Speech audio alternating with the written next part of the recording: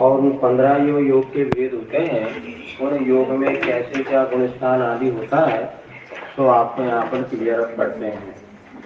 सबसे पहले 15 योग में पहला योग था सत्य, अनुभय, मन, वचन। ये 4 योग हो गए। सत्य, अनुभय, मन, वचन। अनुभय किसे कहते हैं? अनुभय में जो सत्य भी नहीं है और असत्य भी नहीं है, उभय में सत्य भी और असत्य भी है, ये 2 चर्चा की थी। अब यहाँ पर आपको ये बताना है, सत्य अपन 4 की जगह एक ही बात आपको बता देते हैं। सत्य मनोयोग में कितने गुण स्थान, अर्थात सत्य मनोयोग कितने गुण स्थान तक पाया जाता है?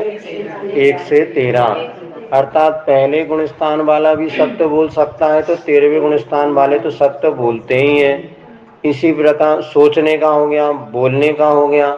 इसी प्रकार अनुभव, मन, वचन भी पहले गुण स्थान में भी होता है, तो 13वें गुण स्थान में भी होता है, क्योंकि अरिहंत भगवान जो केवल ज्ञानी होते हैं वो भी अनुभव वचन योग का प्रयोग कर सकते हैं, करते हैं। अगला प्रश्न आपसे यह है कि सत्य मनोयोग आदि में कितनी गतियों में सत्य, अनुभव, मन, वचन योग पाया जाता है? चारों गति में, क्योंकि गुण स्थान 1 से 13 है। चलो, कितने इंद्रिय जीव के सत्य और अनुभव वचन योग पाया जाता है? मन और वचन। अब इसमें इतना लिख लो, विशेष लिख लो आप नीचे फुट नोट्स में, ये लिख लो, सुनो। 2 इंद्रिय से लेकर 2 इंद्रिय, 3 इंद्रिय, 4 इंद्रिय, असंगी पंचेंद्रिय सबसे में अनुभव वचन योग पाया जाता है। सिर्फ फुट नोट्स में अलग से ये पॉइंट्स आपको बता रहे हैं कि 2 इंद्रिय, 3 इंद्रिय, 4 इंद्रिय जीव बोलते हैं कि नहीं बोलते हैं? बोलते हैं। तो उनका वचन योग कौन सा होगा? अनुभव वचन योग। असंगी पंचेंद्रिय, 2 इंद्रिय, 4 इंद्रिय, 3 इंद्रिय, 4 इंद्रिय, असंगी और असंगी पंचेंद्रिय, इनमें वचन योग पाया जाएगा, तो कौन सा पाया जाएगा? अनुभव। ना ये सत्य बोलेंगे, ना असत्य बोलेंगे, ना उभय बोलेंगे, मात्र इनका अनुभव वचन योग होता है। ये विशेषता आपको समझनी है। आ गया समझ में? असंगी पंचेंद्रिय ये बोलेंगे तो अनुभव वचन योग बोलेंगे, ना इसमें सत्य होगा ना असत्य, कुछ बोल रहे हैं मात्र। अब यदि हमने आपसे पूछा, इस विवक्षा को गौण करके अपन चलते हैं, हो गया क्लियर? इस विवक्षा को यदि थोड़ी देर के लिए अपन गौण कर दें, अब पूछा जाए सत्य मनोयोग और अनुभव मनोयोग कितने गति पूछा था ना, गति तो हो गया था ना, कितने इंद्रिय जीव के पाया जाएगा? ये बोलने बोले तो सब बोलने लगे, बाबू दिमाग होने लगा रहा। प्रश्न आपको ये, हाँ, सत्य मन किसके पास होता है? संगी पंचेंद्रिय के, तो मन ही बोलने बोला। और वचन भाई किसके पास? ए बब्बा रहने तो क्या ले आया तुम? सत्य मनो, इसके बाद सत्य वचन योग किसके पास? संगी पंचेंद्रिय। उभय वचन योग किसके पास? अब तभी आया नहीं, अनुभव वाली बात है, वो संगी पंचेंद्रिय, क्योंकि विशेषता छोड़ दिए। तो चलिए लिख लिया, इंद्रिय में संगी पंचेंद्रिय, मात्र पंचेंद्रिय जीव के सत्य और विशेषता आपको लिखवा दी। 1 से 5 इंद्रिय नहीं लिखना। आया समझ में? नहीं आया तो नहीं बोला, फिर से करें अपन, जल्दी का आया भाई, एक आध हफ्ता। सत्य मनोयोग क्या थोड़ा ध्यान देंगे ना, आएगा आपको। सत्य मनोयोग कितनी इंद्रिय जीव के पास है ये बताओ। चलो खत्म। अब सत्य वचन योग, ये तो बात पूछ रहे थे। इसके बाद अनुभव मन योग,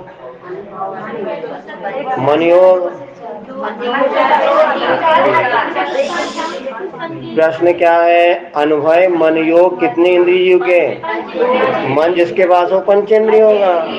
अब अनुभव वचन योग किसके पास? तो 2 से लेकर के भले पंचेंद्रिय ले लो, लेकिन अपन ने उसकी थोड़ी विवक्षा अलग करके आपको कॉमन से लगा रहे हैं। तो सत्य, अनुभव, मन, वचन योग संगी पंचेंद्रिय जीव के पाया जाता है। तो इसमें इंद्रिय के आगे क्या लिखना? पंचेंद्रिय।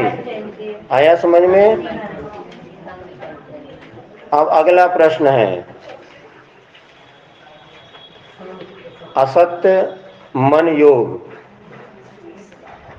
असत्य मन योग कितने इंद्रिय जीव के?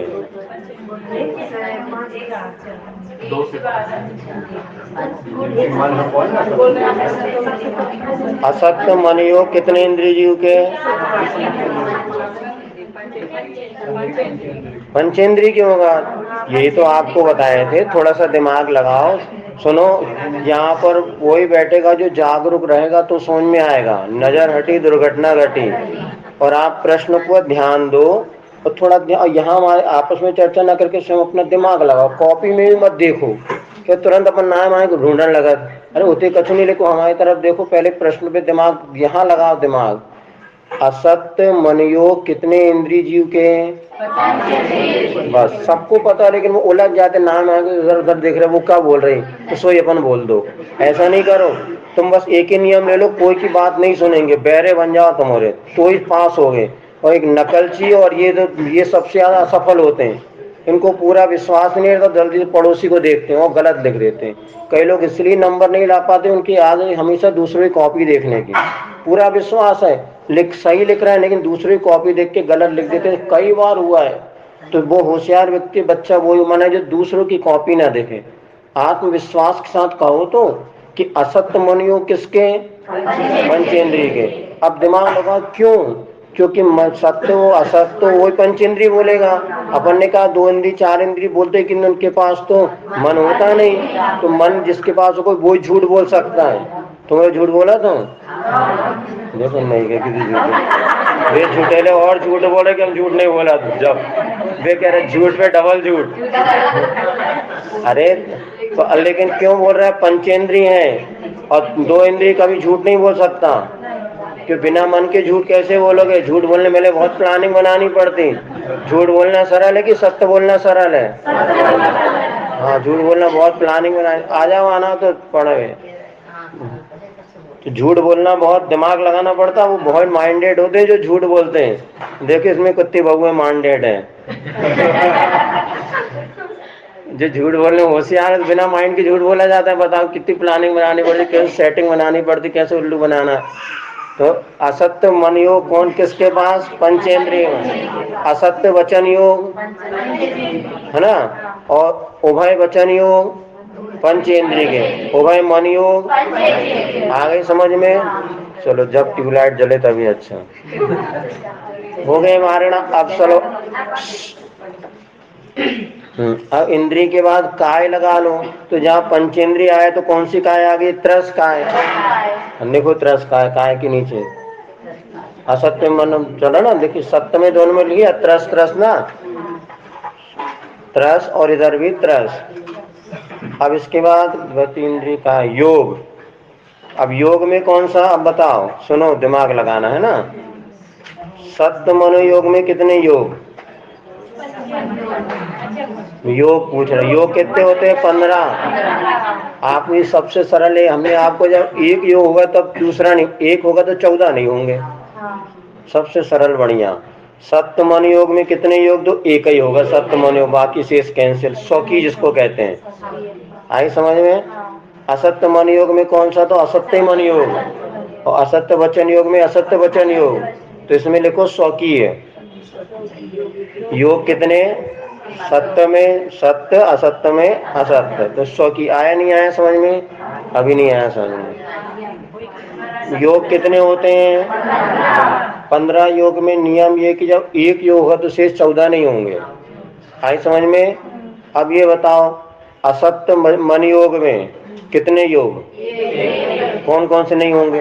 असत्य को छोड़ के शेष 14 नहीं होंगे, क्योंकि एक समय में एक ही होगा। अपन ने कहा मन वचन का है 3 योग में एक में एक। तो अगर आपसे पूछा, हाँ अब बताओ, अनुभव वचन योग में कितने योग? क्यों?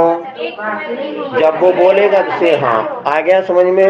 चलो, अब अगला प्रश्न है औदारिक काय योग में। औदारिक काय वाला कॉलम पकड़ लो। अब हाँ, औदारिक काय योग में कितने गुण स्थान? 1 से 13। क्योंकि अर्यंत 13वें गुण स्थान का नाम क्या है? सयोग केवली, और उसके ऊपर 14वां हो गया अयोग केवली। तो योग माने परिस्पंदन कहाँ तक होता है? 13वें गुण स्थान तक। इसके ऊपर आत्मा के प्रदेश में परिस्पंदन। तो औदारिक का योग कहाँ से कहाँ था? क्लियर हो गया? हाँ तब हाँ, तो 7 के तो लिख लिया था ना, 7 के लिख लिया था ना। अब सुनो आगे के जल्दी से लिखना तो लिख लो। अपूर्वकरण 8वें गुण स्थान का नाम है अपूर्वकरण, जहाँ पर नए नए परिणाम होते हैं उसमें आपने देख लिया ना वीडियो में। सुनो 9वें गुण स्थान का नाम है अनिवृत्तिकरण। अब लिखो तो 8वें गुण स्थान का अपूर्वकरण नए नए परिणाम, 9वें का नाम अनिवृत्तिकरण जिसमें एक जैसे परिणाम होते हैं। 10वें गुण स्थान का नाम है सूक्ष्म सांप्राय। इसके बाद 11वां और 12वां गुण स्थान होता है। 11वें का नाम उपशांत मोह और 12वें का नाम क्षीण मोह। क्षीण मोह सबको पता ही है। 13वें का नाम सहयोग केवली और 14वें का नाम उपशांत मोह में 10वें गुण स्थान में क्या होता है? थोड़ी सी सूक्ष्म लोक फसाया जा रहती है, उसका नाम है 10वां गुण स्थान सूक्ष्म सांप्राय। 10वें गुण स्थान का नाम सूक्ष्म सांप्राय, 9वें का नाम अनिवृत्तिकरण, 8वें का नाम अपूर्वकरण। अब इसके बाद जो मोहनी कर्म को दबाते हुए श्रेणी चढ़ जाएगा उसको कहते हैं 11वां गुण स्थान में पहुंचता उपशांत मोह। जो मोहनी को क्षय करते हुए जहां पहुंचते उसका नाम है क्षीण मोह 12वें गुण। जब केवल ज्ञान हो जाता है किंतु योग सहित होते तो सहयोग केवली 13वां गुण स्थान, और योग रहित होता है वो 14वां गुण स्थान होता है, ऐसा अयोग केवली। अपूर्वकरण में ऐसे परिणाम जो आज तक नहीं हुए।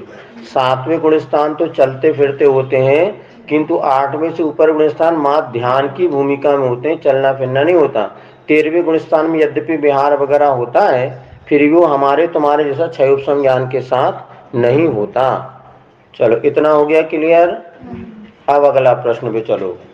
13वें गुण स्थान, अच्छा औदारिक कायोग में कितनी गतियों में औदारिक कायोग पाया जाता है? औदारिक कायोग कितनी गतियों में? हाँ मनुष्य त्रियंश औदारिक शरीर नहीं के होता है, जिनके पास औदारिक शरीर उन्हीं के तो औदारिक कायोग होगा। तो मनुष्य और त्रियंश लिख लिया। चलो अब औदारिक कायोग कितने इंद्रिय जीवों के होता है? समझ के बोलो। औदारिक, हाँ कोई बात नहीं, दिमाग तो लगाओ। फिर से औदारिक कायोग कितने इंद्रिय जीवों के पाया जाता है?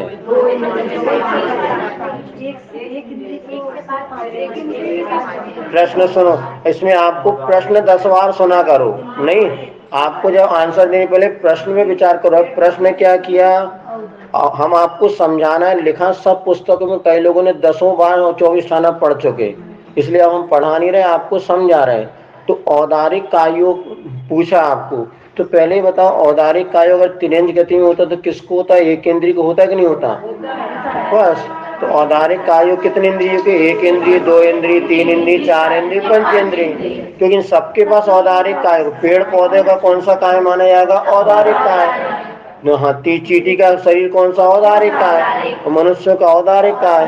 तो औदारिक कायोग कितनी गति में होते हैं? 2 गति तो 2 हो गई, मनुष्य और त्रियंश। इंद्रिय कितने? एक इंद्रिय से 5। तो औदारिक कायोग कितने इंद्रियों के?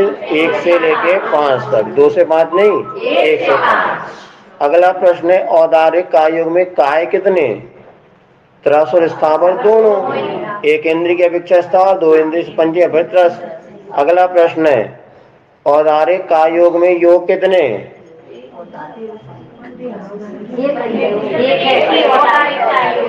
चलो समझदार हो गए। औदारिक कायोग में एकमात्र औदारिक कायोग। चलो जिनको समझ में आ रहा है वो समझ रहा है, बाकी मुंडी हिला रहा है महाराज। ठीक है, आप जो कह रहे हैं सो सही। चलो अगला प्रश्न, वो तो ये है कि रुचि हो, बढ़िया ध्यान से पढ़ो तो सब सुन। और नजर एक यहाँ पॉइंट चुका तो पूरी फाइल आपको डिलीट नहीं आएगी समझ में। एक एक जगह आपको समझना पड़ेगा, इसीलिए हमने अकाल के काल में लगाया कि इसमें ज्यादा लोग बैठे कोई समझ में नहीं आता। गए तो थे कजू समझ में नहीं आई भाई, 1 घंटा बैठे रहे, दिमाग खराब होगा। वो लोग सबसे ज्यादा खतरनाक होते हैं जो कि पढ़ते नहीं है और महाराज को बदनाम करते हैं। महाराज कैसे बदनामी, जाके कछु समझ में नहीं आता, महाराज कहाँ पढ़ा रहे पता ही नहीं। इसलिए हम कहते वो ही आओ जिनको समझ में आ रहा, नहीं तो घरे बैठो। यहाँ आके तुम आधे घंटा समय घर जाकर कुछ समझ में नहीं है तो बदनामी किसकी होगी। जैसे तत्वार्थ सुधिए दीदी गलत पढ़े तो आप क्या कहोगे, किससे पढ़ा, किसने पढ़ाया, तो बदनामी किसकी, पढ़ने वाले की, पढ़ाने वाले की। पढ़ने वाला तो कुछ नहीं है, किसने पढ़ाया तत्वार्थ, हम ही पूछ लिए थे बस, दर्शन पाठ गलत पढ़ा, किसने पढ़ाया, अर्थात जिसने पढ़ाया उसने गलत पढ़ाया। तो इसको समझ में नहीं आ रहा, ये लोग ज्यादा खतरनाक है। और समझ में आ रहा वो इसलिए इसी बैठो तो बिल्कुल अलर्ट होके बैठो और हमें समझना है। बलुआ जैसे नहीं बैठो, बलुआ जैसे बैठो तो कोई मतलब अपने घरे में बैठो। और यहाँ आओ तो बढ़िया कॉपी पेन लेके अटेंडेंस होके बिल्कुल, ये 10 लोग भी पढ़े तो 24 आना ठीक नहीं हो, दिमागदार उनको पास समझ में आ रहा हो। नहीं तो घर जाके मेहनत करो, लो कॉपी और पढ़ो, तब आएगा समझ में। और महाराज हम गए रोज जाते मनो कुछ सुबह बैठे रहते 1 घंटा, क्या करें भाई, टाइम पास तो हो रहा कम से महाराज के पास, घरे बैठे थे ही बैठे। ये लोग बहुत खतरनाक होते हैं, ये 24 आना पढ़े योग्य नहीं होते, क्योंकि ये लोग क्या है ना महाराज बाद में करेंगे सब जाके। कई बार ऐसा हमने देखा आके वो जाके बाहर कहेंगे कछु पढ़ा तो रहते हमारा, एक बात पल्ले नहीं पड़ी, अपन तो 1 घंटा बैठ यार, इससे बड़े नहीं आओ। तो पढ़वे वाले वो आओ जो दिमाग से पढ़ो, दिमाग से बिल्कुल पढ़ो। और जाके कहो कि महाराज ने इतना अच्छा पढ़ाया, मजा आ गया, तो सब आ सकते हो तो बाजे समझ में आए ना, कि ऐसा कहो कि खूब अच्छे पढ़ाओ। अरे का ये कसाय मंद हो गए, तो कसाय मंद होने का अर्थ नहीं होता। इसलिए अभी हमने सब वही पढ़ाया, कसाय मंद वाले, मुख माटी पढ़ाई, सुनीति शतक बनाया, परिचय शतक इत तो पढ़ा दो, अभी हम मंद कसायत हो रही अब। लेकिन ये विषय ऐसा नहीं है, इसलिए हमने कहा ना इसमें दिमाग लगाना पड़ेगा, पढ़ना पड़ेगा, रुचि जब आप दूसरों को जाके बताएंगे तो। नहीं तो क्या होगा, ये इसलिए कुछ सिद्धांत ग्रंथ इसको श्रावक को नहीं पढ़े, इसका षटखंडाम आदि ग्रंथ है। क्यों नहीं पढ़ना, क्योंकि वो समझेगा तो नहीं, समझ में आएगा नहीं, और जाके क्या वो बात ही समझ में नहीं आई तो ग्रंथ के प्रति बहुमान कम हो जाएगा। गुरु और जिनवाणी दोनों का बहुमान बना रहे, इसलिए दिमाग से पढ़ो। और नहीं समझ में आ रहा तो कोई बात नहीं, हम इतना नियम ले लो, हम कोई से कहेंगे नहीं समझ में नहीं आई, इतने नियम लेके जाओ, बहुत बड़ी बात कि हम कोई से नहीं कहें कि हमें समझ में नहीं आई। महाराज तो खूब बच्चों समझा, हमारी बुद्धि ठस है, क्या करें, ऐसे कहो तो ठीक है। तो उल्टो जाके कहो कि हमें समझ में नहीं आया महाराज। अभी बता रहे हाँ, आप तक लेट आ गए, हमने बताया ना 15 में से 1 काय होता तो एक बार में एक होगा। लेकिन वैसे 5 इंद्रियों वाले पंच इंद्रिय जीवों के तो पूरे चलेंगे ना। तो सब बता रहे, अभी बताते आगे आगे ना। आप 2 दिन हो गए ना क्लास, थोड़ी कहाँ पहुंच गए अपन, बता। अब औदारिक काय युग में कितने योग, अब औदारिक मिश्र में गुणस्थान कितने, 1 2 4 13। 1 2 4 13। तो यहाँ पे पहला गुणस्थान में जब कभी दुनिया में जीव जन्म लेगा या तो मिथ्या दृष्टि होगा, या दूसरा गुणस्थान होगा, या चौथा गुणस्थान होगा। इसका अर्थ तीसरे गुणस्थान में कभी जन्म नहीं होता, 5वें गुणस्थान में कभी इलक छुल्लक का जन्म नहीं होता, प्रतिमाधारी को जन्म होत के नहीं। तो जब कभी जन्म होगा या तो सम्यक दृष्टि या मिथ्या दृष्टि। मुनि 60वें 7वें गुणस्थान में जन्म होगा कि नहीं, मुनि महाराज जन्म से नहीं होते, बाद में बनते हैं। तो जन्म के समय या मिथ्या दृष्टि होगा या सम्यक दृष्टि। दूसरी विशेष कंडीशन होती है जबकि कोई मर गया, बीच में हो गया सपेक्षा से, तो पहला और चौथा हो सकता है। हाँ, जो जन्म के समय सम्यक दृष्टि, बाद में मिथ्या दृष्टि हो जाती, 6 ऑप्शन सम्यक दर्शन उसके पास है। 6 ऑप्शन समय एक जीवन में लाखों बार हो सकता है। कभी अभी यहाँ सम्यक दर्शन, घर जाके मिथ्या दर्शन हो जाए, फिर कहो शाम को सम्यक दर्शन, ऐसा भी हो सकता है, कोई बाधा नहीं है। ये 6 ऑप्शन सम्यक दर्शन अंतर मूर्त में परिवर्तित होता रहता है। इसीलिए एक बार जिसको 6 ऑप्शन सम्यक होता है, छायिक सम्यक दर्शन हो गया, वो कभी नहीं छूटेगा। ठीक, उपसम सम्यक दर्शन अंतर्मूर्त में छूटता है, किंतु जीवन में एक ही बार होता है, मनुष्य जीवन की अपेक्षा देखा जाए, क्योंकि उसका अंतर पल्योपम के असंख्यात भाग है। तो उपसम सम्यक दर्शन पूरे मनुष्य जीवन में एक बार से ज्यादा नहीं होगा। 6 उपसम सम्यक दर्शन लाखों बार हो जाएगा, और 6 सम्यक दर्शन एक बार हो गया तो कभी भी छूटता नहीं। चलिए, अब औदारिक काय योग में औदारिक मिश्र काय युग में कितने गुणस्थान, 1 2 4। अब 13वां गुणस्थान क्यों लिया, जब केवली भगवान समुद्घात करते हैं। समुद्घात क्यों करते हैं, 4 कर्म उनके पास है, आयु कर्म, नाम, गोत्र और वेदनी। तो जब आयु कर्म की स्थिति मान ली बची है 10 मिनट की और शेष कर्मों की स्थिति ज्यादा है, तो सभी स्थिति बराबर करने के लिए वो समुद्घात करते हैं। समुद्घात की प्रक्रिया क्या होती है? पहले दंड, फिर कपाट, फिर प्रतर, फिर लोक पूरण। तो जैसे अपने को कपड़ा सुखाना तो साड़ी पूरी फैला देते हैं, इसी में या धोती फैला देते हैं, उसी प्रकार क्या होता है आत्मा के प्रदेश 3 लोक में फैल जाते हैं। ये माँ 7-8 समय में 8 समय में पूरा काम हो जाता है और लौट करके वापस शरीर में आ जाते हैं।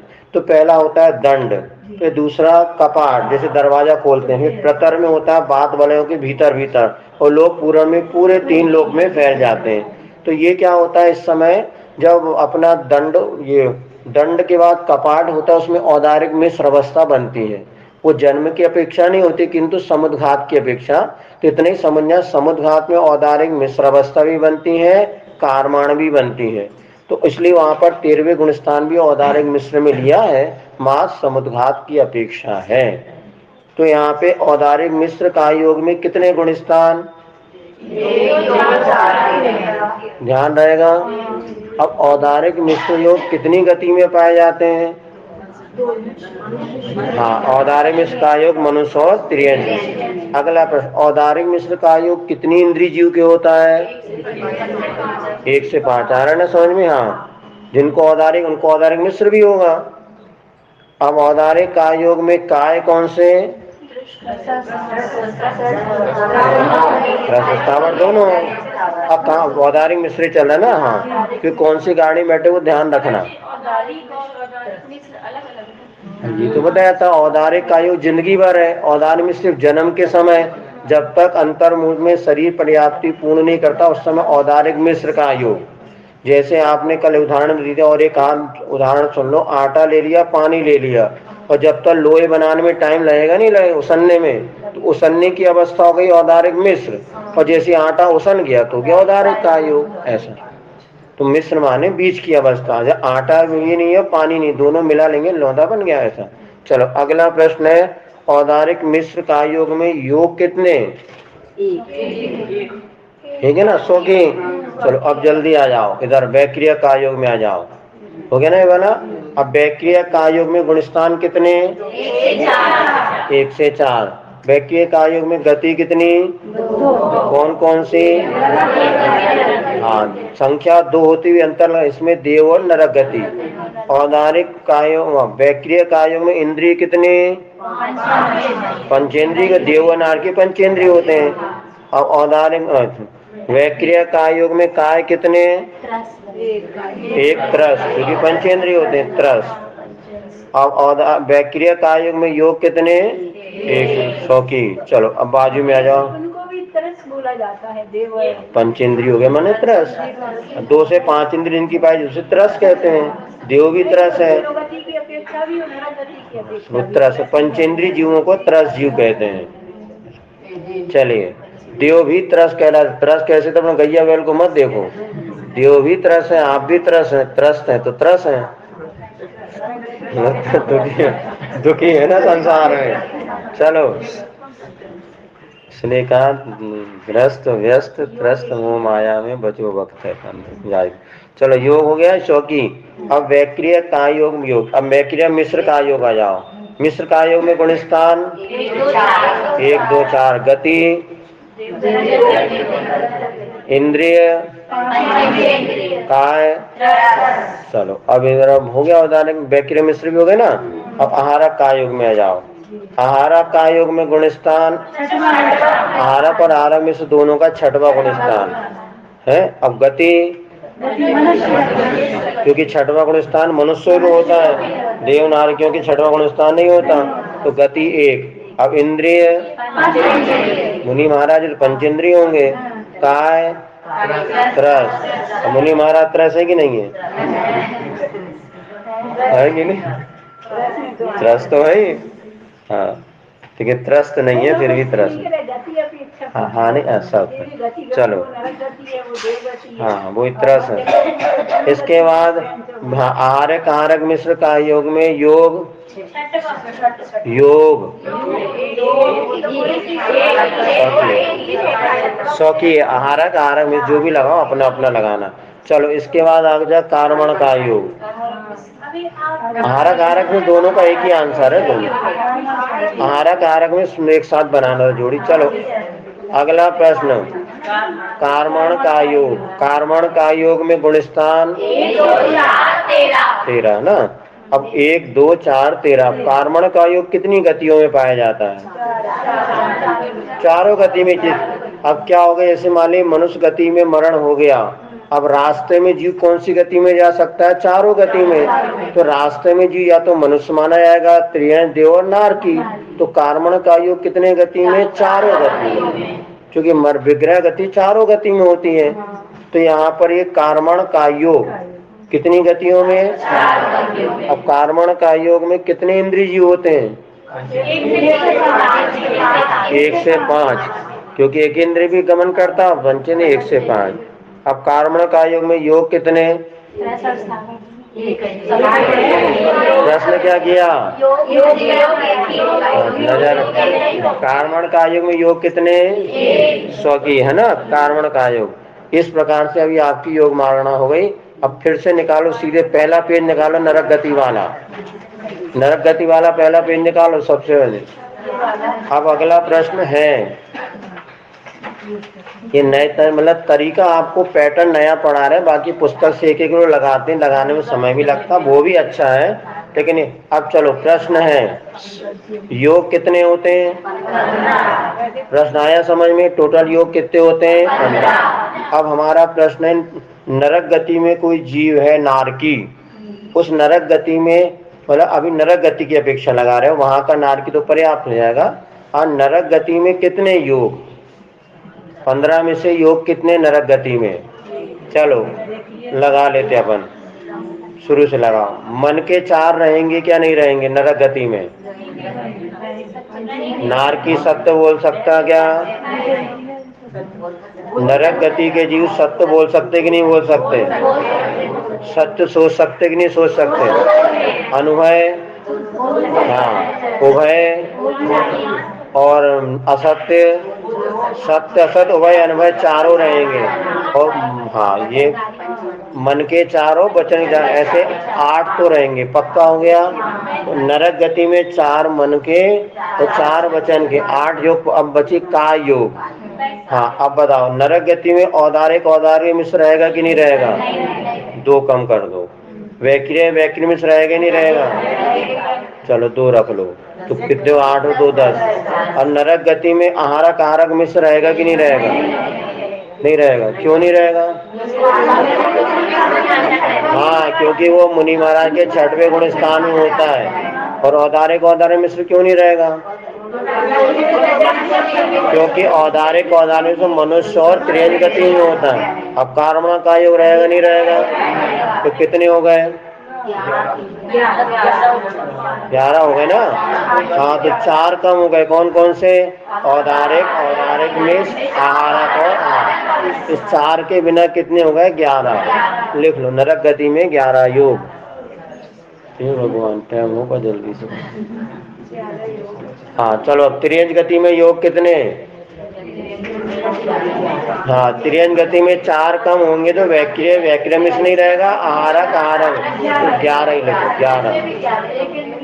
11। अभी जितने बड़ा उतने बोलो, अब आगे सब आ रहा, दिमाग कम लगाओ ज्यादा।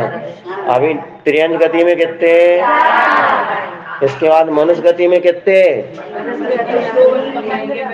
मनुष्य गति में 13। मनुष्य गति में आहारक आहारक मिश्र तो रहेगा, वैक्रिय वैक्रिय बिना। लिखो, मनुष्य गति में 13 लिखो। 13 हो गए। अब अगला प्रश्न, तुम जो कह रहे हो एक इंद्रिय में कितने योग? अब बताओ, 20 में नहीं लगाओ पर। अब देखो, अब लगाओ, एक इंद्रिय में कितने बोलो? एक इंद्रिय में मन के रहेंगे क्या? वचन के रहेंगे क्या? 8 कम हो गए तो करूँ टेंशन कम भाव।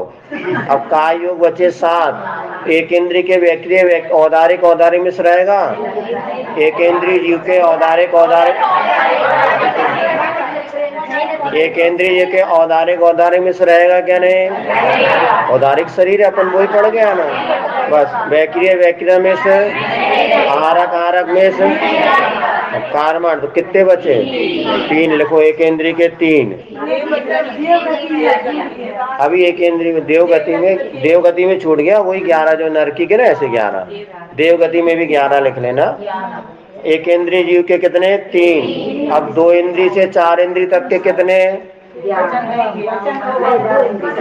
दिमाग लगा, 2 इंद्री से 4 इंद्री तक में मन के रहेंगे क्या? 4 वचन के रहेंगे?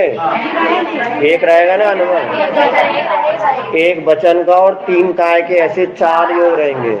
2 से 4 इंद्री में कितने योग? आई समझ में?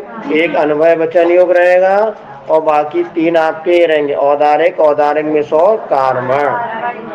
हाँ, ये थोड़ा याद कर, घर में जाके कर लोगे ना, सारी जिंदगी की एक बार रिवीजन कर लोगे, सारी जिंदगी के लिए पक्का हो जाएगा। नहीं तो रट्टू तोता बनते बनते पूरी जिंदगी निकल गई।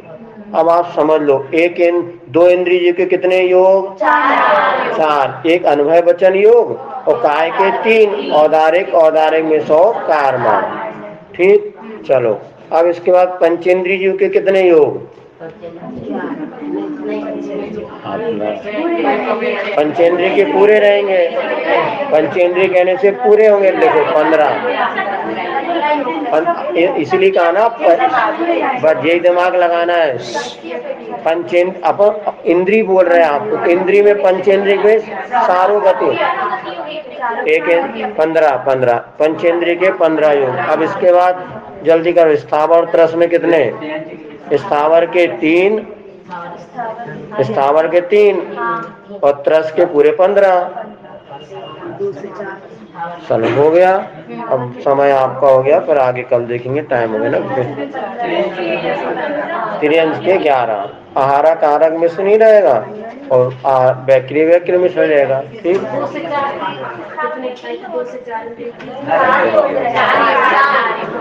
चलो महावीर भगवान की नरकति में 11 तो नहीं, क्यों 11 ये रख चले। हाँ, वो 5 बजने वाले क्यों नहीं रहेगा मन। चलो, जिन वाणी के ज्ञान से सूझे लोकालो, जो वाणी मस्तक करम सदा